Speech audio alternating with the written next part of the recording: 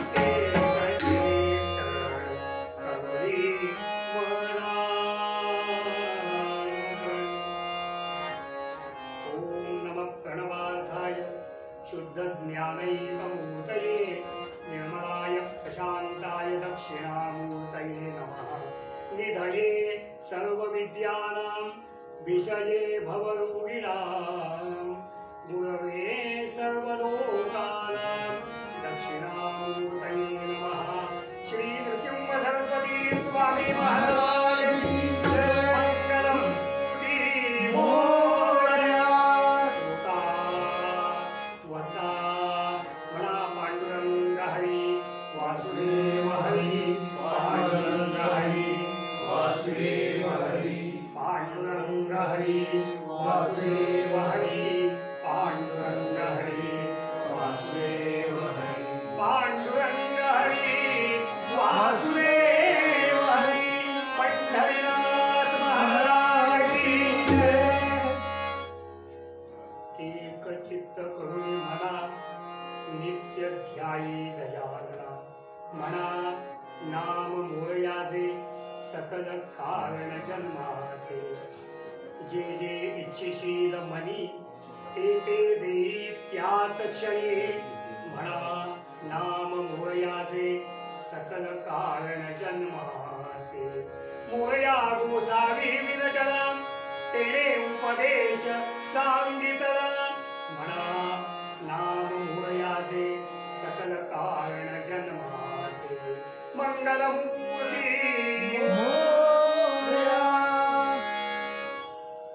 आज मंगलमय वातावरणातला आजचा दिवस भाद्रपद शुद्ध चतुर्थी आणि त्या निमित्तानं एक अपूर्व सेवेचा योग आलेला आहे।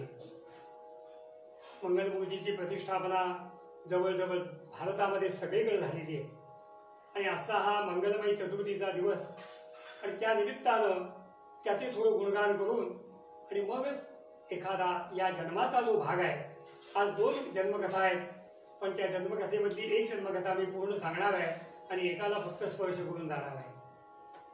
कारण आजच्या संध्याकाळच्या 9:30च्या फेसबुक लाईव्हमध्ये विवेक श्रीपाद श्री वल्लभांच्या जयंतीबद्दल विस्तृत त्या ठिकाणी बोलणार आहे, त्यामुळे त्यात मी वेळ घालवणार नाही आणि फक्त आज गणेश जन्माची जी कथा आहे पुराण कालापासून आलेली ती फक्त उत्तर गंगामध्ये सांगणार आहे।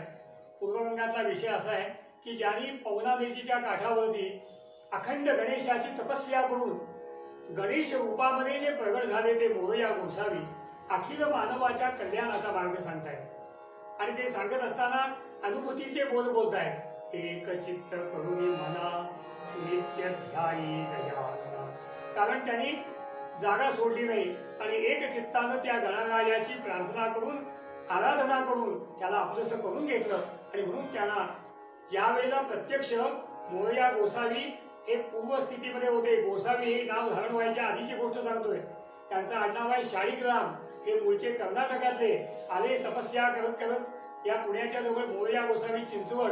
आता चिंचवड हे नाव कसं पडलं, कारण त्या भागामध्ये चिंच आणि वड अशी झाडच जास्त होती म्हणून त्या गावाचं नावच चिंचवड पडलं। अशा तऱ्हेनं त्या अरण्यमय वातावरणामध्ये त्या मोरया गोसावींनी पवना काठेवरती तपस्या केली आणि ज्यावेळी त्यांना येण्याचं होईल असं झालं त्यावेळेला प्रत्यक्ष मंगलमूर्ती प्रगट झाले आणि सांगितलं आता तुला येण्याची गरज नाही, मी इथंच आहे असं म्हटल्यावर तिथं मंगलमूर्ती प्रगट झाले। आजही चिंचवडला तुम्ही पवनेच्या घाटावरती गेलात तर तुम्हाला त्या ठिकाणी त्यांचं दर्शन, मोरया गोसावी जे आहेत त्यांचंही दर्शन आणि मंगलमूर्ती प्रगट झाले तेही दर्शन आजही पाहायला मिळतं। मंगलमूर्ती मोरया अशा तऱ्हेनं ते मोरया गोसावी अखिल मानवाला उद्देशून विचार करत सांगतायत आपल्याला परमार्थ मार्गाची वाटचाल करायची असेल मग ते कोणतंही असो, ध्यान धारणा भजन कीर्तन प्रवचन रोजची उपासना एक चित्ताने झाली पाहिजे, एकाग्रतेनं झाली पाहिजे। आता गंमत कशी आहे बघा, जगाच्या व्यवहारामध्ये असे 3 गोष्टी सांगितल्या जातात, एक चित्त, एक वित्त आणि एक पित्त। कसं आहे, प्रपंची असावे वित्त, शरीरी असावे पित्त आणि परमार्थी असावे चित्त। मंगलमूर्ती मोरया। उत्तम प्रपंच केव्हा, वित्त असेल तर म्हणजे पैसा, शरीर चांगलं केव्हा, पित्त असेल तर, ज्याच्या शरीरामध्ये पित्तच नाही ते शरीरच नव्हे, आणि परमार्थ एक चित्त, चित्त असेल तर परमार्थ। सांगण्याचा मुद्दा एवढाच आहे, एकाग्र चित्तेनं आपण त्या गजाननाचं स्मरण करावं, स्तवन करावं आणि मग काय होतं, एक चित्त करुणी मना नित्य, या ठिकाणी सांगितलेली गोष्ट जी आहे ती नित्य आहे, नित्य ध्यायी गजानना। आता आज गजानन हा शब्द आल्यामुळं हे गजानन नाव कसं पडलं हे उत्तर रंगात मी सांगणार। आता विषय असा आहे की पूर्वगंगाचे विषय जे आहेत उपासना मार्गामधून आलेले, चित्ताची एकाग्रता वगैरे बरेचसे विषय लॉकडाऊनच्या काळामध्ये 63 दिवस विवेकनी या ठिकाणी आपल्याला ऐकवलेले आहेत आणि ते झाल्यानंतर 63 दिवसानंतर ते थांबले आणि त्यानंतर वेगवेगळे या महिन्यामध्ये श्रावणामध्ये कुलकर्णी बुवा, वामोळकर काका अशा पद्धतीनं आमचे वाडीचे वेदमूर्ती बंडोपंत चोपदार पुजारी त्यांची कृष्णादवी असे या श्रावण महिन्याच्या अखेरीपर्यंत इथे या ठिकाणी फेसबुक लाईव्हवरती आपले कार्यक्रम सुरू होते. त्यातला भाद्रपद म्हणजे काय? भद्र या शब्दाचा अर्थ मंगल. भद्र शब्दापासून भाद्रपद हा शब्द बाहेर पडला आणि म्हणून या भाद्रपद महिन्यामध्ये हा मंगलमूर्तीचं आगमन मंगलमय होतं. म्हणून हा भाद्रपद महिना अतिशय मंगलमय आहे. आणि त्याच्या पहिल्या दिवशी म्हणजे आजच्या या गणपतीच्या स्थापनेच्या पहिल्या दिवशी चतुर्थीला कीर्तन सेवा मिळते, हे भाग्याचं लक्षण आहे. असो, सांगण्याचा मुद्दा असा, एकाग्रतेनं एकचित्तानं आपण ते स्तवन करावं अशी त्या मागची संकल्पना आहे. नित्य ध्यायी गजानन. आता या ठिकाणी दुसऱ्या चरणामध्ये ते सांगतात तसे अभंग मोठा आहे, पण आपल्याला याच्या दिवसापुरताच तो विषय घ्यायचा आहे. जे जे इच्छिशील मनी ते ते देई त्याच क्षणी, म्हणा नाम याचे सकल कारण जन्माचे.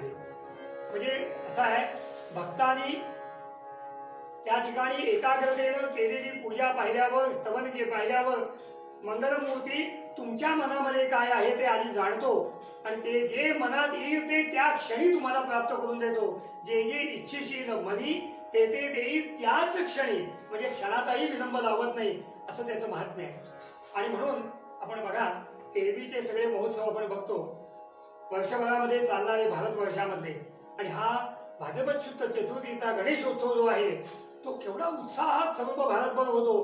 त्याचं वर्णन करणं देखील अवघड आहे. इतके शब्द त्याला अपुरे पडतील. इतकं मंगलमय असं वातावरण, काय सर्वांच्या अंगामध्ये जोश येतो, काय लोक नाचतात, काय त्याच्यावरती त्याचं स्वागत करतात. आणि मंगलमूर्ती आपल्याकडे आल्यानंतर त्याचं जे मंगलमय वातावरणच असतं ते शब्दातीत आहे. असो, सांगण्याचा मुद्दा असा, अशा तऱ्हेनं हा आदिदेव आहे. कवीने वर्णन केलंय, आदिदेव आदिदेव गजानन, आदिदेव गजानन,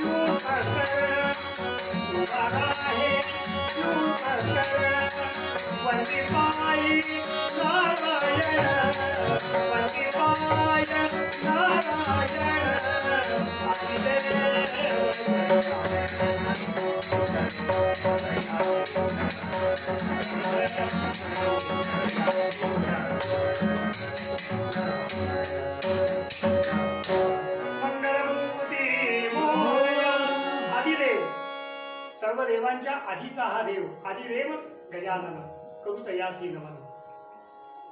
वेगवेगळं त्याचं चरित्र मोठं आहे, सांगायचं मोठं वगैरे. म्हणजे एका सांगितलेल्या या सगळ्या कडव्यांचा जर विषय सांगायचा असेल तर जवळजवळ 8 दिवस याच्यावरती बोलावं लागेल. पण आपल्याला आजच्या दिवसात हा विषय पूर्ण करायचा आहे.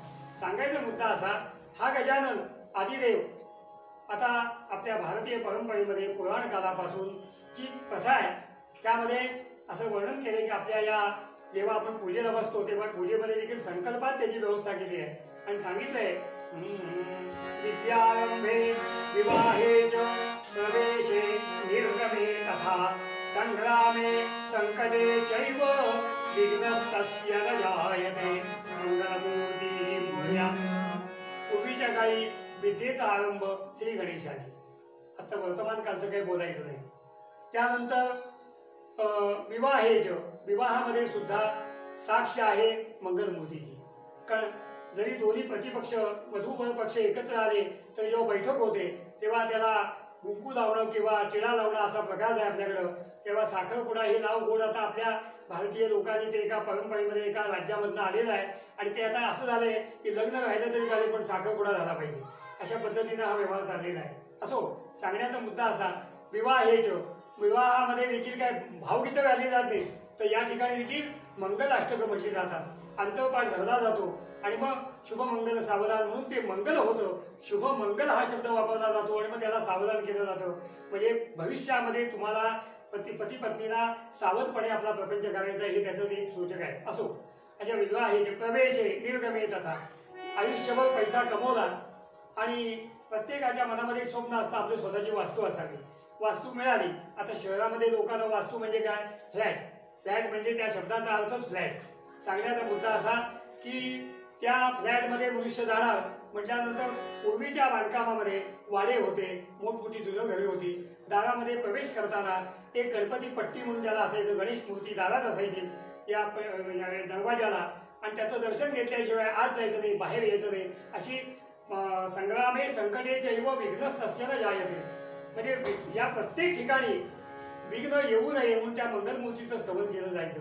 आता जरी शास्त्र वास्तूचं बदललं असलं तरी लोकांच्या भावना आणि श्रद्धा त्याच आहेत. आजही मनुष्य फ्लॅटमध्ये राहायला गेला तरी त्याच्या दारावरती एक टाईल बसवलेली असते ती गणपतीची, त्याचं दर्शन केल्याशिवाय गृहप्रवेश होत नाही ही आपली श्रद्धा आहे. असं सांगण्याचा मुद्दा असा आहे, विद्यारंभे विवाहे च प्रवेशे निर्गमे तथा आणि संग्रामे म्हणजे पुराण काळामध्ये पूर्वी धर्मयुद्ध व्हायची. शंख वाजला की युद्धाला सुरुवात, शंख वाजला की युद्ध बंद, त्याला धर्मयुद्ध म्हणायचं. सोडून गोळीबार करणं आज जसं चीन आपल्यावर करतंय तसा प्रकार नव्हे. या पद्धतीनं वर्तमान काळामध्ये ही सगळी चोरीची अधर्मयुद्ध चालू आहे. म्हणूनच आपल्याला त्याला तोंड देण्यासाठी तसे शक्तिमान पंतप्रधानही प्राप्त झालेले आहेत आणि संबंध देश आज त्यांच्या पाठीशी आहे हे आपण पाहतोय. सांगायचा मुद्दा काय आहे त्याच्यामध्ये, हे अशा पद्धतीनं जेव्हा हा दहशतवाद निर्माण होतो किंवा हे आपल्याला भीती दाखवण्याचं काम करतात, या संग्रामाच्या वेळेस देखील पूर्वीचे लोक पहिलं गणेश पूजन करायचं आणि मग युद्धावर जायचं. ज्याला एकदा एक पुराण काळात घडलेली गोष्ट थोडक्यात सांगतो, थांबतो. भगवान शिव एकदा युद्धाला गेलेले असतात. युद्धाला गेल्यानंतर सपशेल त्यांचा पराभव होतो. संध्याकाळी परत येतात तेव्हा आमच्या या गाडीचे मालक नारायण भेटतात. त्यांना भेटल्यानंतर त्यांनी त्यांचा ते चेहरा बघितला. म्हणले देवा आज हा तुमचा चेहरा लाल का? ते म्हणले काय सांगू नारदा, तुला खरं सांगितलं पाहिजे. मी युद्धावर गेलो आणि सपशेल पराभूत झाला. पराभव? हो. एक तुम्हाला प्रश्न विचारतो, राग येणार नाही ना? एक प्रश्न तुम्हाला विचारतो, राग येणार नाही ना? अहो म्हणजे नाही येणार.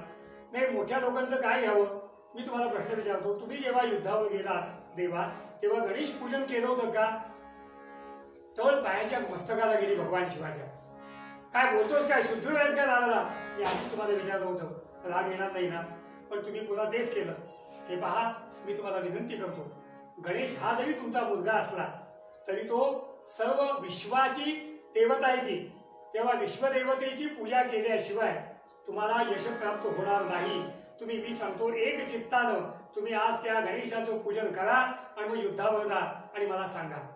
त्याप्रमाणे नारदांचं भगवान शिवानी ऐकलं एकाग्र चित्तेनं त्या शिवानी गणेश पूजन केलं आणि युद्धावर गेले. संध्याकाळी नगारे वाजायला लागले. डुम डुम इथं घाबरले.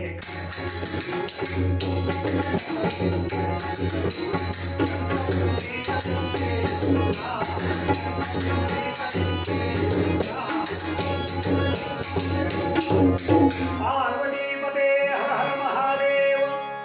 विजय पताका घेऊनच आले. नारदांनी भेटायची काही गरज नव्हती. नारदांनी सांगितलेला उपाय लक्षात आला. सांगायचा मुद्दा संग्रामे संकटे चैव विघ्नस्तस्य न जायते. असे हे मंगलमूर्ती एक चित्त करून जर आपण त्यांचं ध्यान केलं तर मनातल्या जे जे इच्छित ते कामना पूर्ण होईल असं म्हटलेलं आहे. आणि अशा तऱ्हेनं आपल्याला मंगलमूर्ती प्रसन्न होतील एकाग्र चित्तामुळं. हेच कार्य व्हावं हा आशय आजच्या या पूर्वरंगाचा विषय आहे. अधिक पूर्वरंग न वाढवता कथेकडे वळायचंय. पण मूळ अभंगामध्ये आम्हाला मोरया गोसावी जे सांगतायत ते बघायचं.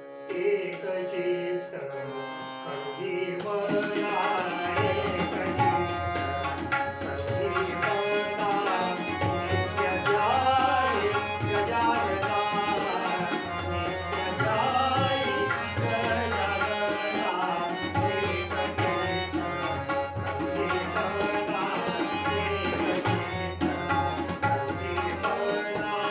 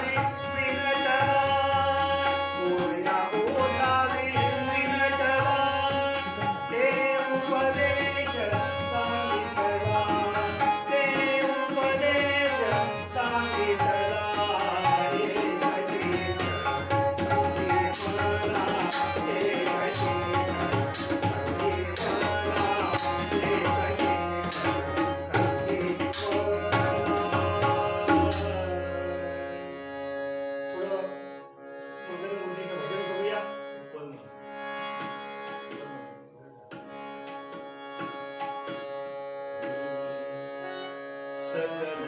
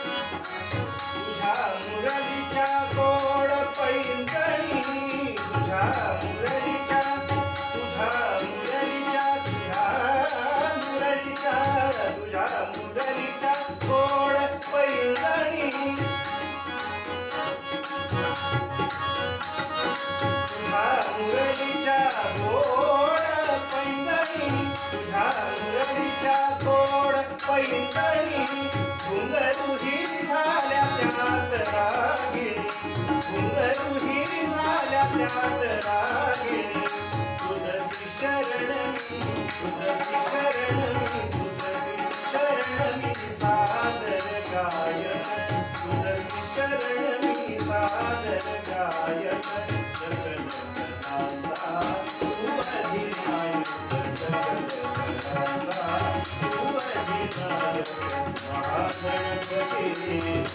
विनायक महागणपती महागणपती महागणपती महागणपती महागणपती महागणपती वरद विनायक मंगलमूर्ती मंगलदायक सकल कलांचा तू विनायक सकल कलांचा सकल कलांचा सकल कलांचा तू विनायक. उगारचे स्वामी त्यांना आम्ही यती महाराज असं म्हणत होतो. त्यांनी मंगलमूर्तीची उपासना केली. मंगलमूर्ती त्यांना प्रसन्न झाले आणि त्यांनी त्या ठिकाणी जे भजन सिद्ध केलेलं आहे ते भजन मी आज सांगतोय. सर्वांनी म्हणायचंय, टाळी वाजवायचे, मोठ्यांना म्हणायचंय. मंगलमूर्ते विघ्नहरा दुरितनाशना कृपाकरा. मंगलमूर्ते विघ्नहरा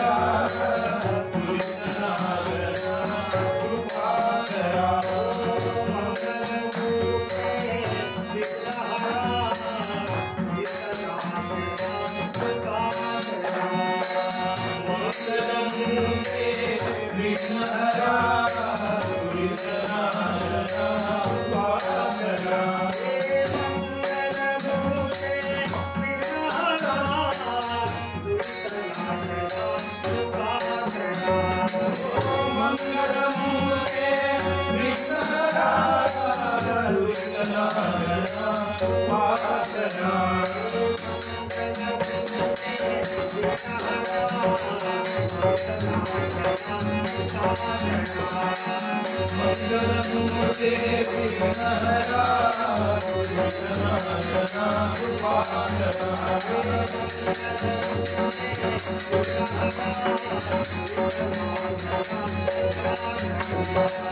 मंगलमूर्ते विघ्नहरा दुर्गनाशना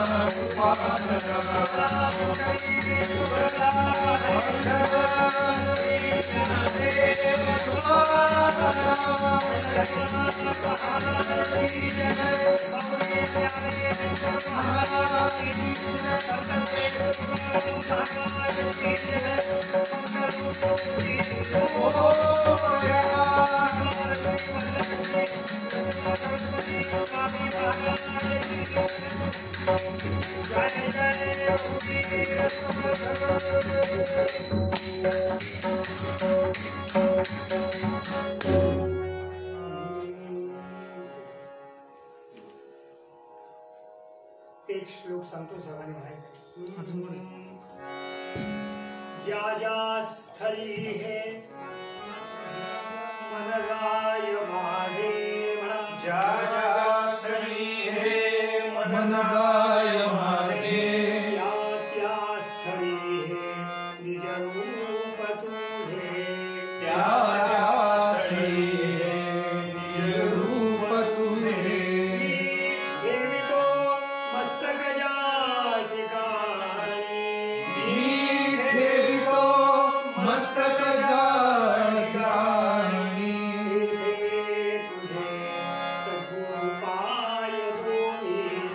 तेथे तुझे सद्गुरुपाय दोन्ही. अवधूत चिंतन श्री गुरुदेव दत्त श्रीपाद श्री वल्लभ श्री नरसिंह सरस्वती स्वामी महाराज की जय. मंगलमूर्ती मोरया. नमस्तस्मै भगवते नारायणाय महात्मने कामक्रोधविहीनाय ऋषीणां प्रवराय च. देवर्षी नारद महाराज की जय. कोणतीही कथा नारदांच्या उपस्थितीशिवाय पुढे जात नाही. आज पहिल्यांदा सुरुवातीलाच आज ज्यांचा सूर्योदयाला जन्म झाला त्यांचे थोडक्यात 2 शब्दात मी माहिती सांगतो. पिठापूर या ठिकाणी सुमती मातेच्या पोटी आफळ राजा आणि सुमती माता, सुमती नंदन त्यांना म्हणतात, असे हे श्रीपाद श्री वल्लभ यांनी सूर्योदयाला म्हणजे मंगलमूर्तीची स्थापना व्हायच्या आधी सूर्य उगवताना मंगलमय असं आगमन केलं आणि नंतर मंगलमूर्तींची प्रतिष्ठापना झाली. त्याच श्रीपाद श्रीवल्लभांचा पुढच्या अवतारामध्ये मी काय होणार ते पुढे सांगून ठेवल्यामुळं नरसिंह सरस्वती अवतारामध्ये नरसिंहवाडीमध्ये 12 वर्ष त्यांनी वास्तव्य नरसिंहसरस्वती केलं. असं हे नरसिंहवाडी महात्म्य परवा आपण बंडोपंत पुजारी यांच्याकडनं श्रवण केलेलं आहे. पण सूर्योदयापासून सूर्यास्तापर्यंत त्रिकाल पूजा असते. पण एकूण ते वातावरण इथलं कसं असतं, पहाटेचं वातावरण कसं असतं, माध्याकाळचं कसं असतं, संध्याकाळचं कसं असतं, हे थोडक्यामध्ये एका छोट्याशा पदामध्ये आपल्या पुढं कारण असं डिमांड आलेली आहे की हे पद आपण म्हणावं आम्ही. कृष्ण माई देवी पंचगंगा देवी चला संगम स्नानासी जाऊया, चला संगम स्नानासी जाऊया, दत्त दरबार डोळ्याने पाहूया, दत्त दरबार डोळ्याने पाहूया, दत्त दरबार डोळ्याने पाहूया, दत्त दरबार डोळ्याने पाहूया. पंचगंगा कृष्ण माई देवी पंचगंगा देवी चला जाऊया, दत्त दरबार डोळ्याने पाहूया, दत्त दरबार डोळ्याने पाहूया, दत्त दरबार डोळ्याने पाहूया.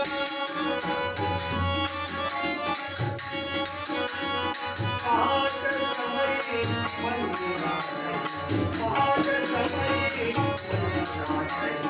भक्त होवायली काकडारती, भक्त होवायली काकडारती, सतात्रेय दर्शनम सत्यनाथ दर्शनी, सतात्रेय दर्शनम सत्यनाथ दर्शनी, स्तोत्रम गायत्री गाऊया, स्तोत्रम गायत्री गाऊया, दरबार डोळ्याने पाहूया, दरबार डोळ्याने पाहूया, दरबार डोळ्याने पाहूया, दरबार डोळ्याने पाहूया. माझ्यानी जीवे माझ्यानी जीवे अभिषेक आणि महापूजे, अभिषेक आणि महापूजे,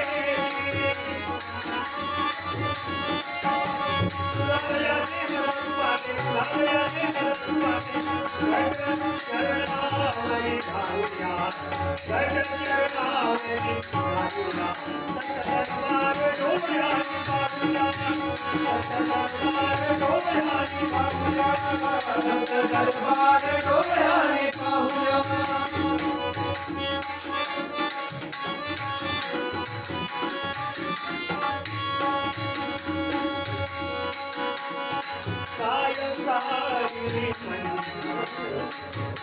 सायंकाळी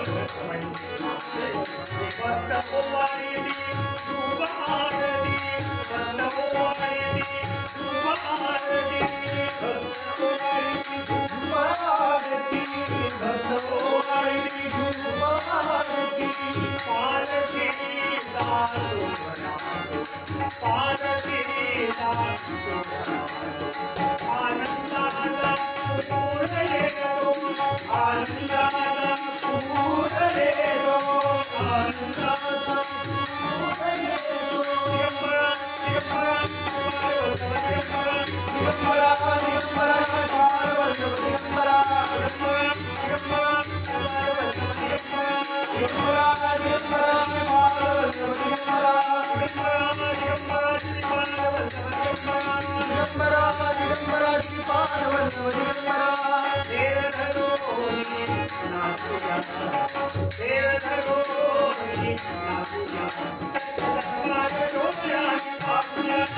दत्त दरबार डोळ्याने पाहूया, दत्त दरबार डोळ्याने पाहूया, दत्त दरबार डोळ्याने पाहूया. कृष्ण माई देवी पंचगंगा देवी, कृष्ण माई देवी पंचगंगा देवी.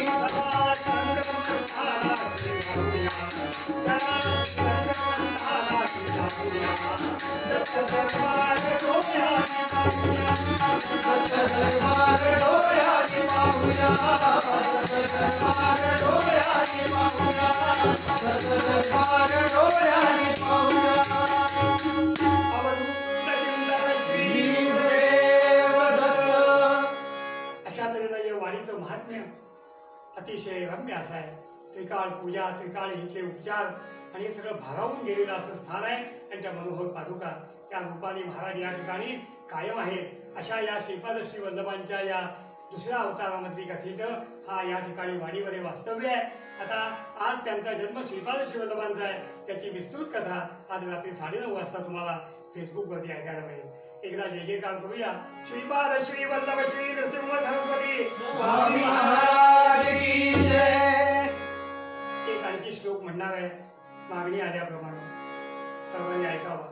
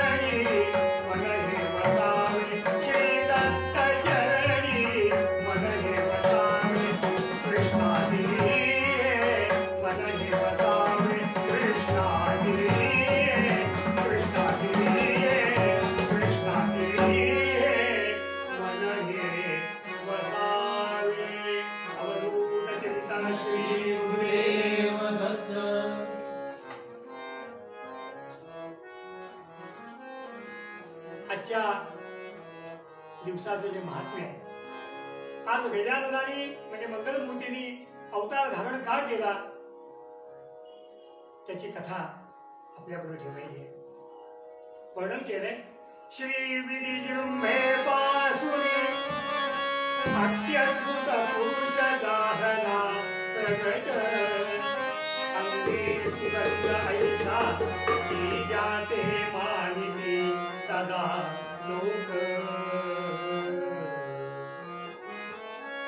असं म्हणतात. आता मी ज्या कथा सांगतोय त्या थोड्या वेळा जे अधिक अभ्यास करणारी आजच्या नवीन युगातली माणसं कदाचित हास्यास्पद म्हणतील, पण आजही त्या कथा घडतायत तशा पद्धतीच्या पण वेगळ्या पद्धतीने. अशा विस्मयकारक कथा घडतायत. काय झालं म्हणे, एकदा ब्रह्मदेवांना जांभई आली. अहो आम्हाला सारखीच येते. ब्रह्मदेवांना जांभई आली, आम्हाला जांभई येणं आणि ब्रह्मदेवांना येणं यात फरक आहे. सांगण्याचा मुद्दा असा, ब्रह्मदेवांना जांभई आले आणि त्या जांभईतून एक अपत्य जन्माला आलं. अशी घटना जर आजच्या काळामध्ये भारतात जर ठरली किंवा देश जगात ठरली तर काय कुठं माणसं ठेवायची कुठं. प्रत्येक जांभई मागे एक अपत्य जर जन्माला आलं तर काय होईल, हा का उडेल. सांगण्याचा मुद्दा असा आहे, असं जेव्हा लिहिलं जातं पुराणामध्ये तेव्हा त्याचा अर्थ असा घ्यायचा आहे, तुष्ट बुद्धी जेव्हा डोकं वर काढत असतात तेव्हा त्यांचा नाश करण्यासाठी एक शक्ती प्रगट होते असा त्याचा अर्थ आहे. इथं हा मुलगा जन्माला आला ब्रह्मदेवांच्या मुखामधनं आणि थाई थाई थाई थाई लागला नाचायला. तसे आम्ही हल्ली नाचतच असतो बहुतेक. आमचं हे सध्या नाचणं चालूच आहे. काही नसलं तरी नाचत असतो आम्ही. काही सांगायचं असलं तरी नाचत नाचत तिकडून सांगतो आम्ही. सांगण्याचा मुद्दा असा, ब्रह्मदेव विचारतात का नाचतोयस काय. मला वर हवाय. आणि तू कोण, मी कोण, हा प्रश्न तुम्ही मला विचारताय. अहम तव मुखाज्जाला तव पुत्र प्रजापते चराचरस्य निर्मातु तात किं मम पिच्छसि. तुमच्या मुखातून मी बाहेर पडलो तुमचा मुलगा. तुम्ही संबंध चराचराचे निर्माते, सृष्टी ब्रह्मदेव सृष्टी असतो आणि त्याचं पालन विष्णू करतात. मग तुमच्याच मुखातून बाहेर पडलो, तुम्ही मला प्रश्न विचारता तुम्ही कोण? मी तुमचा मुलगा. मुलगा? ब्रह्मदेव जरा तपावले. पण शेवटी काय आहे, बापाचं प्रेम म्हणजे निर्माण झालं बाबाला. नाचायला लागला ते. अरे काय हवंय ते सांग मुला, काय हवंय सांग. काही नाही म्हणजे काय सांगतो थोडी ऐका. मी सांगतो ते मला बरं द्या. काय मागणं आहे बघा. अशी जर मुलं आई बापांकडे असं काय मागायला लागली तर काय हालत होईल या जगाची. काय मागितलं? प्रेमे मदालिंगन होय जासी, प्रेमे मदालिंगन होय जासी, तो मृत्यू पावे वदयावरासी. बाबा मी त्याला प्रेमाने मिठी मारायला जाईल, तो मृत्यू पावेल. काय मागणं. आता सध्या जे गेले 5-6 महिने आम्ही जे अनुभवतोय ते त्यातलाच एक प्रकार आहे. जो कोणी तो ज्याला प्रेमाने मिठी मारायला जातो तो संपतो. किंबहुना सध्या 2 वाक्य प्रचारात आहेत, निगेटिव्ह पॉझिटिव्ह. त्यामुळं पॉझिटिव्ह म्हटलं की धक्का, निगेटिव्ह म्हटलं की थोडस जंबाळायचा विषय, क्वारंटाईन वगैरे. तर हे सुद्धा आजच्या काळामध्ये वेगळ्या पद्धतीनं, हेच दैत्य वेगळ्या पद्धतीनं अजून तरी कुणाला सापडलाय का तो कोरोना? कुणाला दुष्ट आहे आणि तोही मिठी मारायचा प्रयत्न करतोय. नुसत्या भारतात नव्हे, संपूर्ण जगामध्ये मिठ्या मारतोय तो. आज जगामध्ये लाखांनी माणसं मेली आहेत, लाखांनी, 1-2 नाही, लाखांनी. सगळा आकडा तुम्हाला टीव्ही वाले, रेडिओ वाले अगदी विस्तृत सांगतात, त्या तपशिलात मी जात नाही. पण लाखांनी माणसं मेली आहेत. हे कशाचं प्रतीक आहे? तो प्रेमाने मिठी मारायला गेल्याचं प्रतीक आहे. असो, आता शेवटी ब्रह्मदेवांचा नाईलाज झाला. मी ज्याला प्रेमाने मिठी मारीन तो या ठिकाणी संपेल. दिलावर तथास्तु. आता त्यांनी विचार केला, चला आता कोण भेटेल पहिल्यांदा त्याला मिठी मारायची. निघाले. ते आमच्या गादीचे मालक चाललेले होते. नारायण नारायण नारायण नारायण नारायण नारायण नारायण. नाम तुझे अति पावन, नाम तुझे अति पावन. नारायण नारायण नारायण नारायण. नाम तुझे अति पावन, नाम तुझे अति पावन. नारायण नारायण नारायण नारायण नारायण नारायण. देवर्षी नारद महाराज की जय. हे त्रैलोक्यामध्ये संचार करणारं चालतं बोलतं पोस्ट ऑफिस म्हणजे देवर्षी नारद.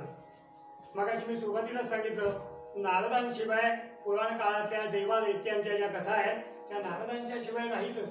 इव्हन माघ महिन्यामध्ये जो जन्म आहे त्यामध्ये पण नारदांची एंट्री आहेच, प्रवेश आहेच त्या ठिकाणी. त्यांनी मार्ग दाखवला की पुढे ते जातात. दैत्यांना देखील त्यांनी मार्ग दाखवला, देवांनाही मार्ग दाखवला.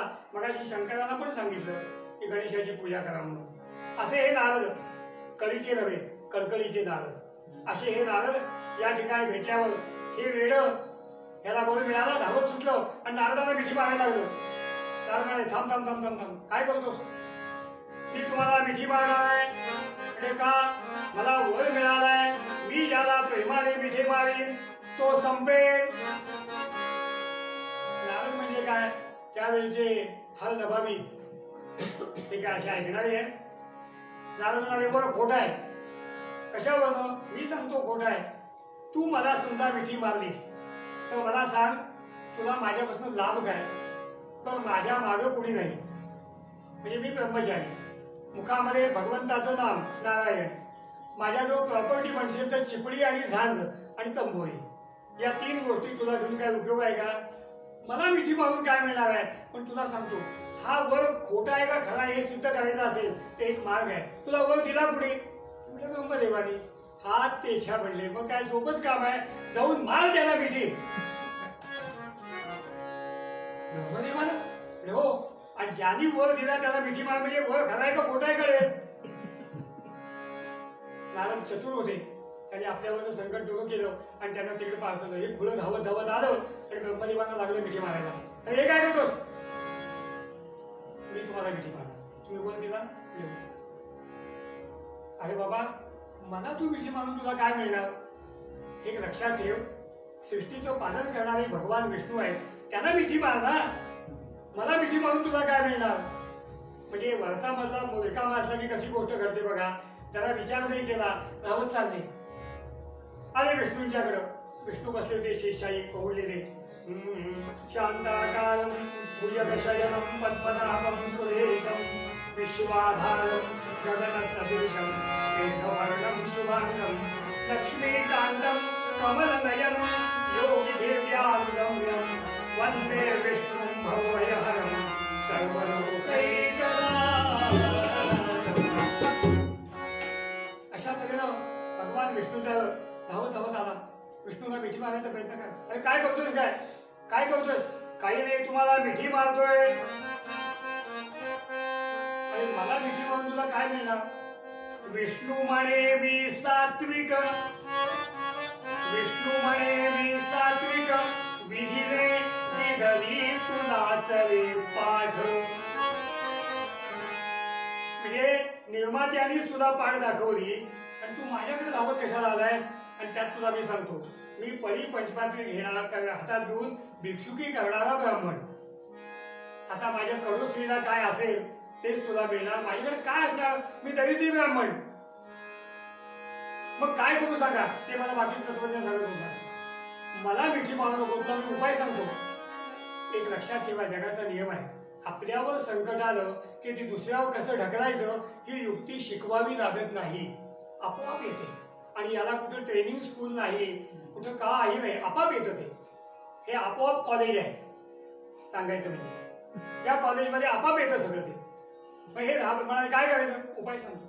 हे बघ, तू लक्षात ठेव, या विश्वामध्ये महादेव हे जे आहेत तुला माहिती आहे. म्हणजे काय महादेव, त्यांचं नावच महादेव.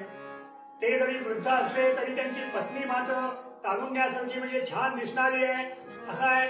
अरे लक्षात ठेव, मिठी मार त्यांना की ज्याने तुला लाभ होईल. माझ्याकडे काय मिळणार आहे. जरा विवेकाने विचार केला असता तर कदाचित हा विचार वेगळ्या पद्धतीने लावला झाला असता. पण नाही, नियतीला काहीतरी घडवायचं असतं म्हणून त्या गोष्टी घडतात. काय झालं, धावत सुटला आणि भगवान शिवांचा दरबार भरलेला. भगवान शिव, पार्वती मांडीवर बसलेली, मागे पार्श्वगण आहे आणि त्या ठिकाणी त्या शिवांचं वर्णन काय करावं.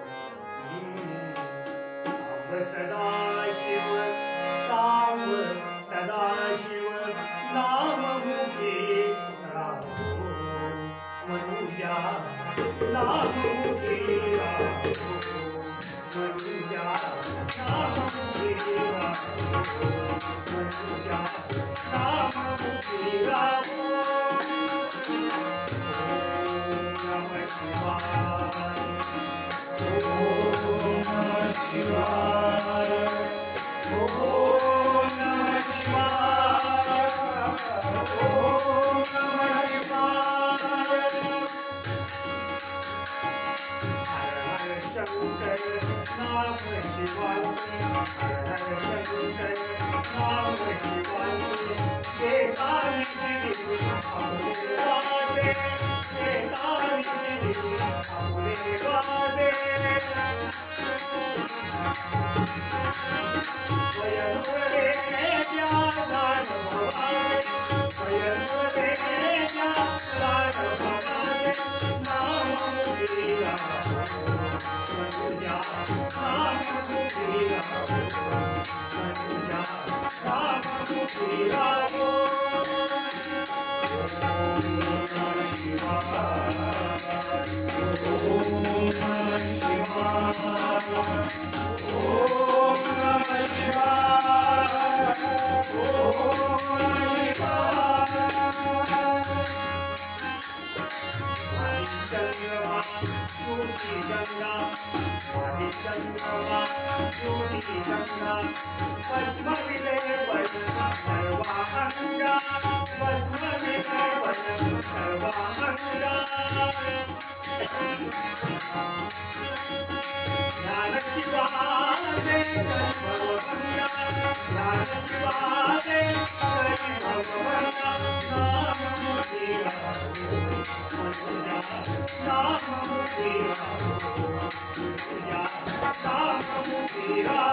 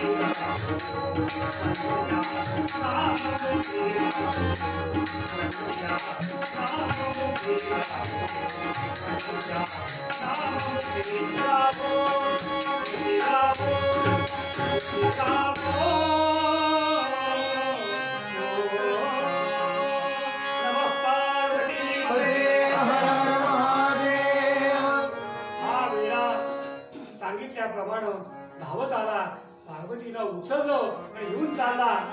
हे बघितलं कुणी? पार्श्वगणाने. त्या शिवांच्या पार्श्वगणाने बघितलं आणि पार्श्वगणाने जय जयकार केला. नमः पार्वतीपते.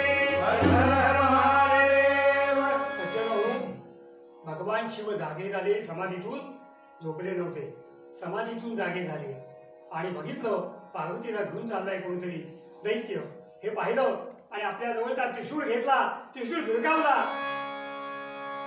घनघोर युद्ध जसं म्हणतात तसं त्यांनी अटीतटीचं त्याच्याशी संग्राम केला आणि भगवान शिव त्याला प्रतिरोध करतायत. पण काही केला तो मायावी, तो राक्षस होता, असुर होता. तो काही ह्यांना ऐकणार नाही. कुठेतरी लपायचा, पुन्हा प्रगट व्हायचा, कुठेतरी लपायचा, कुठेतरी प्रगट व्हायचा. अशा तऱ्हेनं या आपल्या सिंधुरासुराने आपले प्रयोग करायला सुरुवात केली. सिंधुरासुराने हे पार्वतीला उचलून न्यायचं. एवढ्यात पार्वतीला अतिशय वाईट वाटलं. अरे अरे, आपल्या पतीचा पराभव होतोय. कोणत्या पत्नीला आवडेल मला सांगा? आपल्या पतीचा पराभव झालेला. दैनंदिन व्यवहारात सुद्धा असं घडलं की किती वाईट वाटतं बाईला. विचार करा. तर ते या ठिकाणी पार्वती प्रत्यक्ष ते सगळं पाहिलं आणि तिनं बघितलं आणि मनोमन ती प्रार्थना करते आदिदेवाची प्रार्थना करते. वक्रतुंड महाकाय सूर्यकोटि समप्रभ निर्विघ्नं कुरु मे देव सर्वकार्येषु सर्वदा मंगलमूर्ती. मंगलमूर्तीचं मनोमन एक चित्तानं त्या पार्वतीनं प्रार्थना केल्यावर प्रगट झाले. मंगलमूर्ती कसे? एका म्हातारीच्या वेशामध्ये प्रगट झाले. वर्णन केले. ब्राह्मण म्हातारा हो, म्हातारा ब्राह्मण, म्हातारा हो, म्हातारा ब्राह्मण, म्हातारा हो, म्हातारा ब्राह्मण, म्हातारा हो.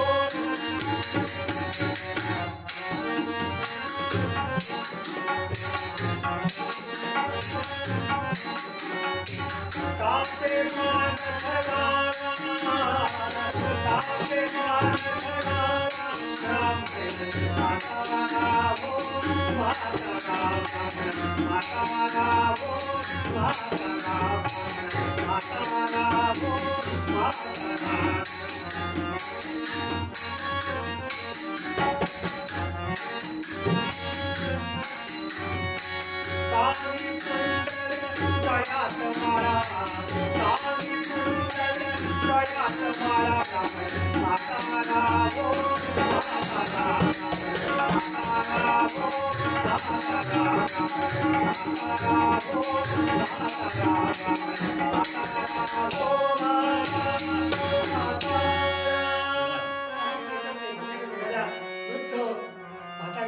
वेश घेऊन मंगलमूर्ती त्या ठिकाणी आले आणि त्यांनी त्या एक जे धक्का म्हणतात तो त्या सिंधुराला दिल्याबरोबर तो सिंधू जो आहे याचं नाव सिंधूर, ज्याच्यासाठी आज कथा आहे तो सिंधुरासूर.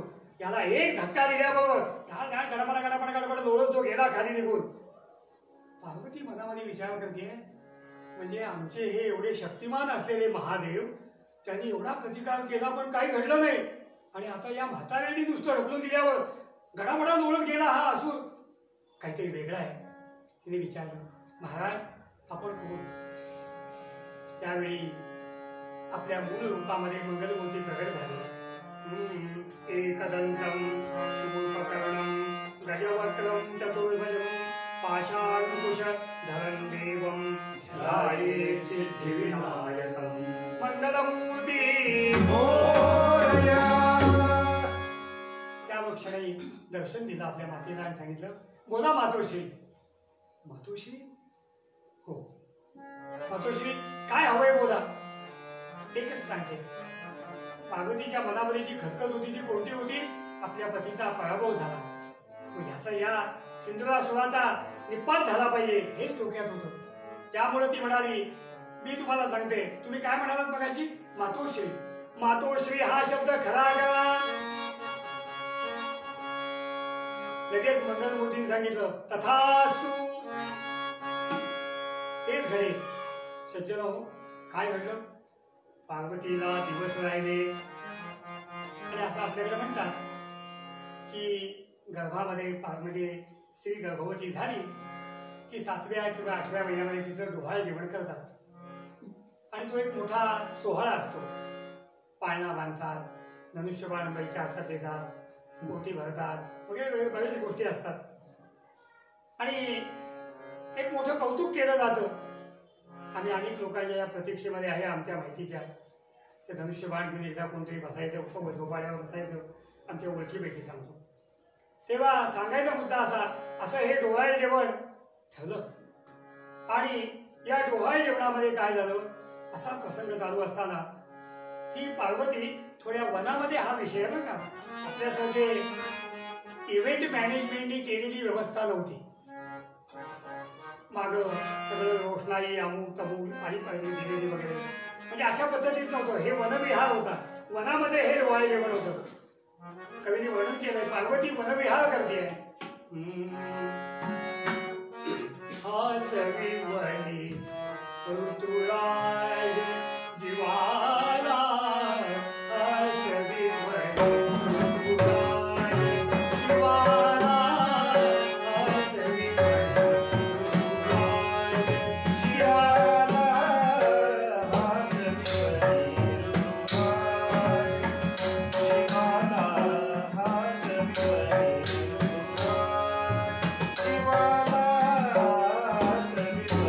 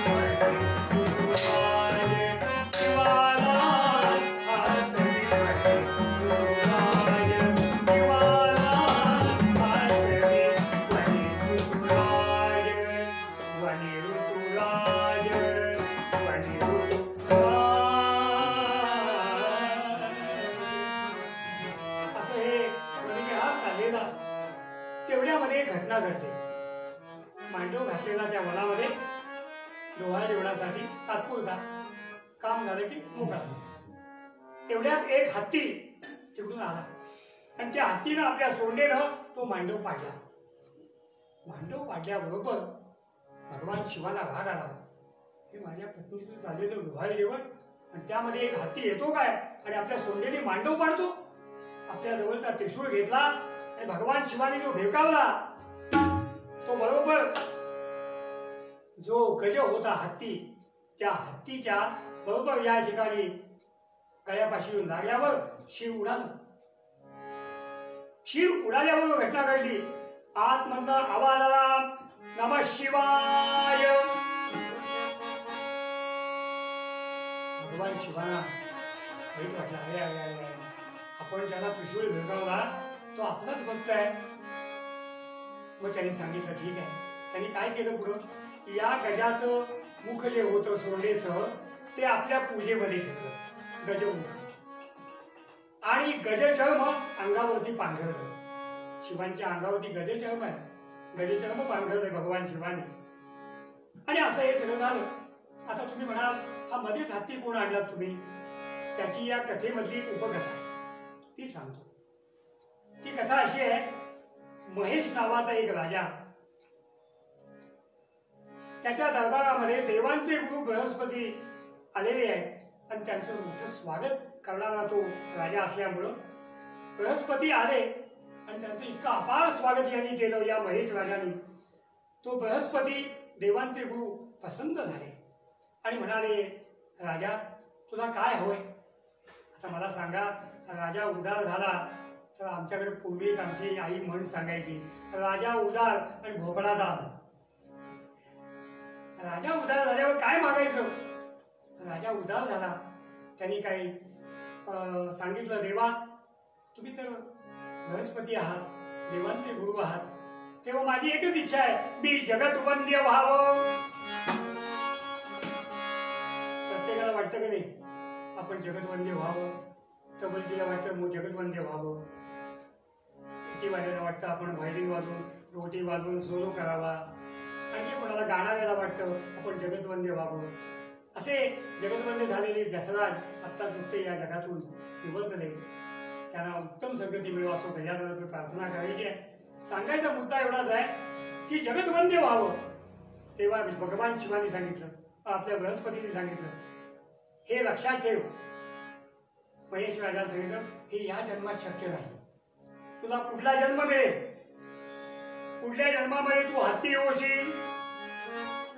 महेश राजाला बृहस्पतीने सांगितलं, पुढल्या जन्मात तू हत्ती होशील. हत्ती झाल्यावर तुझ्याकडून शिवांचा अपराध घडेल.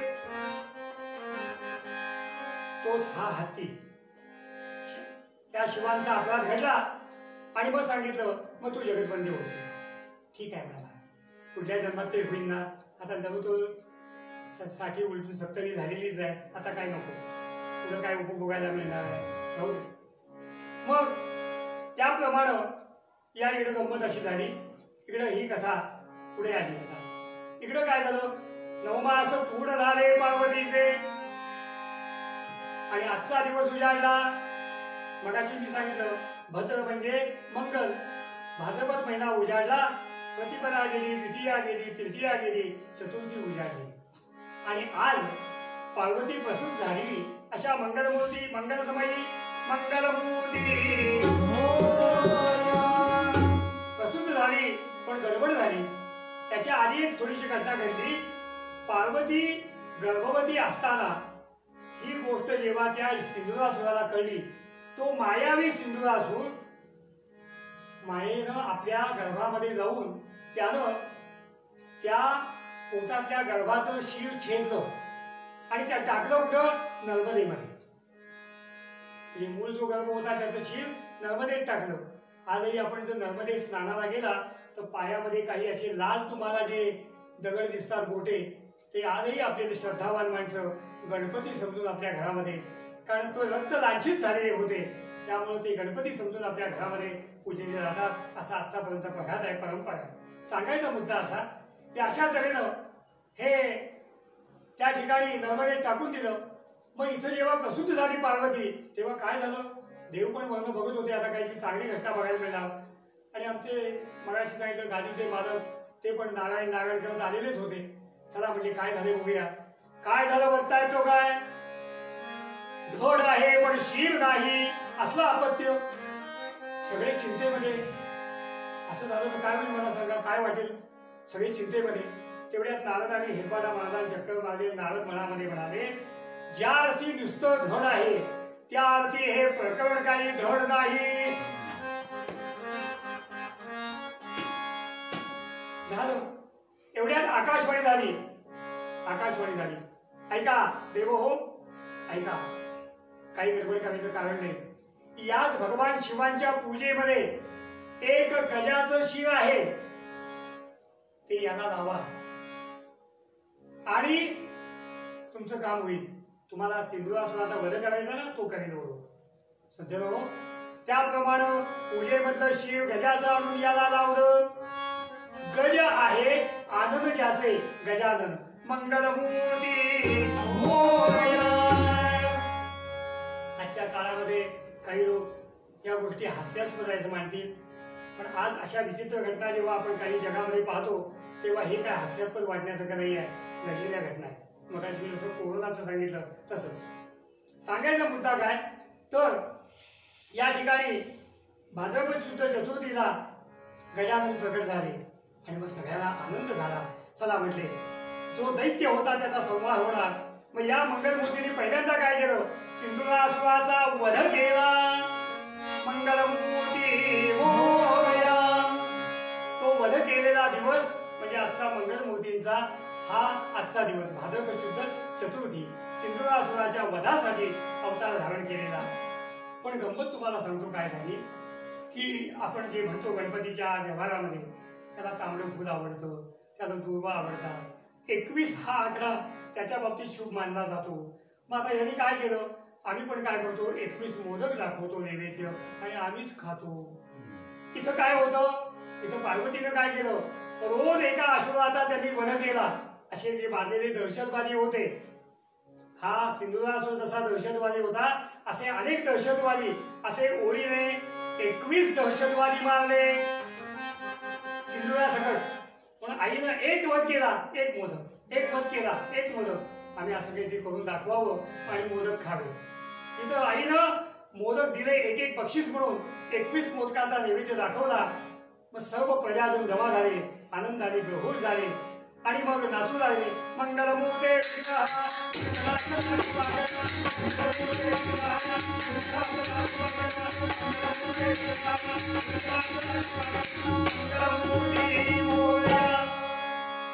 त्या दिवसापासून गणेश जन्माच्या या जन्मापासूनच्या दिवसापासून उत्सवाची सुरुवात झाली.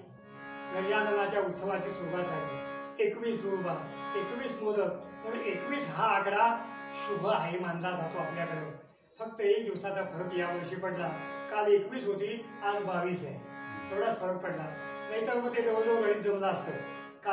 काल असता जन्मत असो. सांगायचा मुद्दा असा की अशा तऱ्हेनं एकाग्र चित्तेनं पार्वतीनं स्तवन केलं, एकाग्र चित्तानं शिवानी स्तवन केलं आणि म्हणून ह्या कथा आपल्याला ऐकायला मिळाल्या. सांगायचा मुद्दा असा की अशा तऱ्हेनं हे गणेश जन्म झाला. पुढे मग या उत्सवाची जी प्रगती आहे ती कशी झाली. खरं म्हणजे या उत्सवाचं महात्म्य असं आहे की हा उत्सव करत असताना पार्थिव गणेश म्हणून आम्ही आता जी पार्थिव मूर्ती आणतो ती घरात बसवतो, त्याची प्रतिष्ठापना करतो.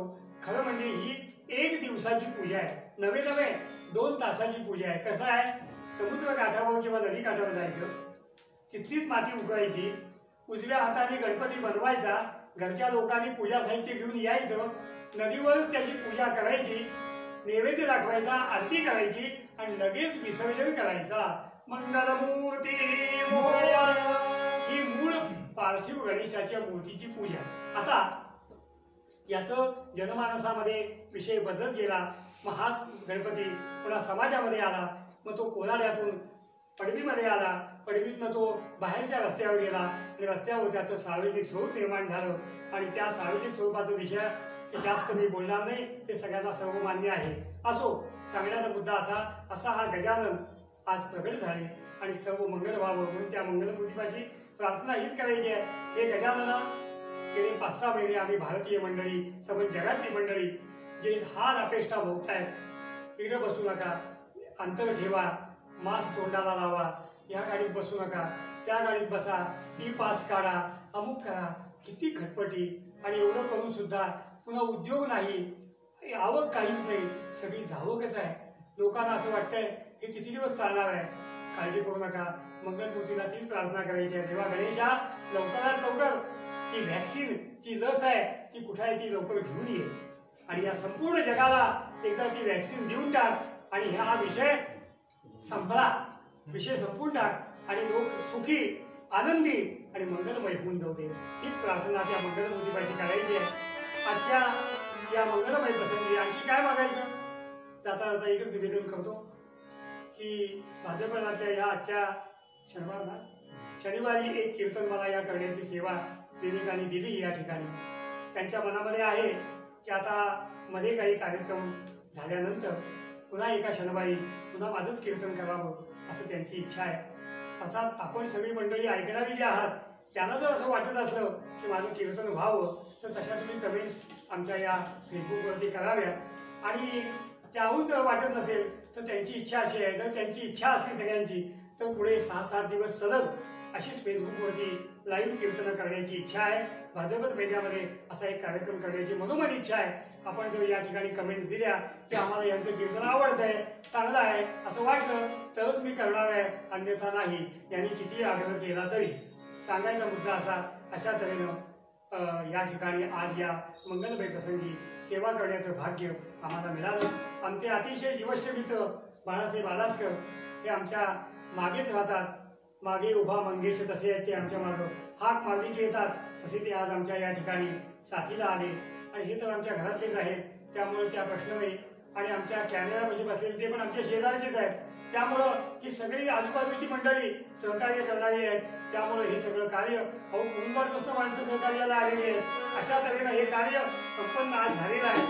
त्यापेक्षा वेगळं काही म्हणायचं नाही. आपण या आजच्या कीर्तनाबद्दलच्या कमेंट्स निश्चित या ठिकाणी द्या. मूळ अभंगामध्ये आम्हाला मोरया गोसावी हेच सांगताय, एक चित्त करुणी मना, एक चित्त करुणी मना, एक चित्त करुणी मना, एक चित्त करुणी मना, नित्य ध्याये गजानना, नित्य ध्याये गजानना, एक चित्त करुणी मना, एक चित्त करुणी मना, एक चित्त करुणी मना, एक चित्त करुणी मना. मोरया गोसावी विठ्ठला,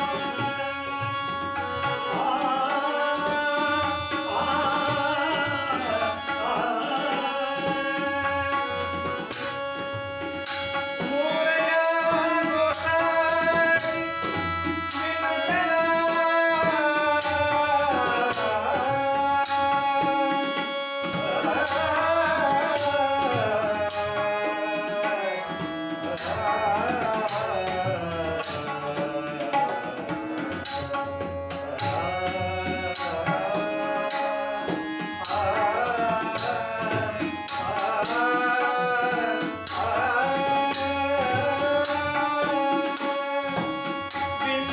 तेरे उपदेश सांगितला, तेरे उपदेश सांगितला, एक चित्त करुणी मना, एक चित्त करुणी मना, एक चित्त करुणी मना, करुणी मना, करुणी मना.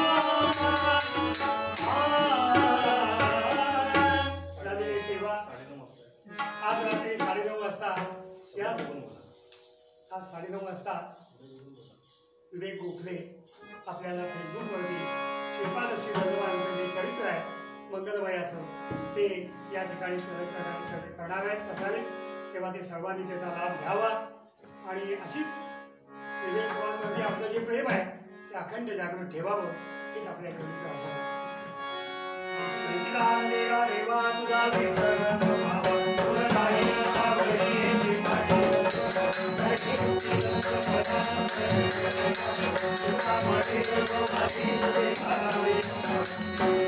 कलियुगी अवतार